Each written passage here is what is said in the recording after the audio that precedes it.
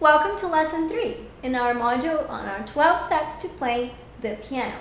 In this module, I'm going to teach you the black and the white keys around the piano. As you figured out, this is a big instrument and we have actually 88 keys. And we have to know how to get around those 88 keys to be able to play well and understand what sounds good and what doesn't sound good also. So this is super easy. The piano is made out of 2 black keys and 3 black keys.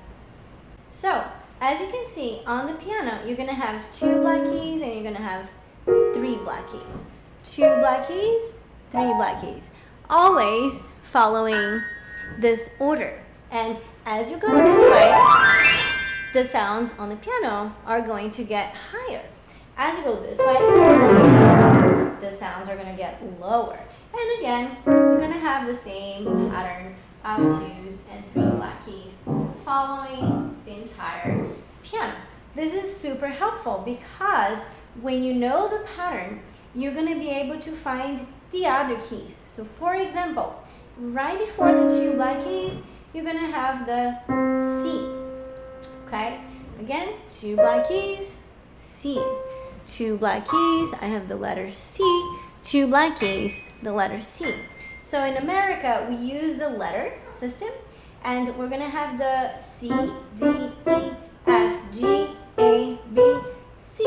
In some countries around the world, like Brazil, Bulgaria, just different places, you're going to have actually Do, Re, Mi, Fa, Sol, La, Ti, Do.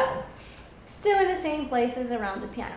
Okay? Same notes, just different names. So, again, let's review. This is C, and then after that, D, E, F, G, A. We don't go to the next letters, not H. It's A, B, C.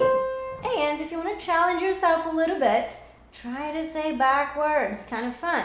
C, B, A. Then what comes next? G, F, E, D, C. Those are your black keys and your white keys.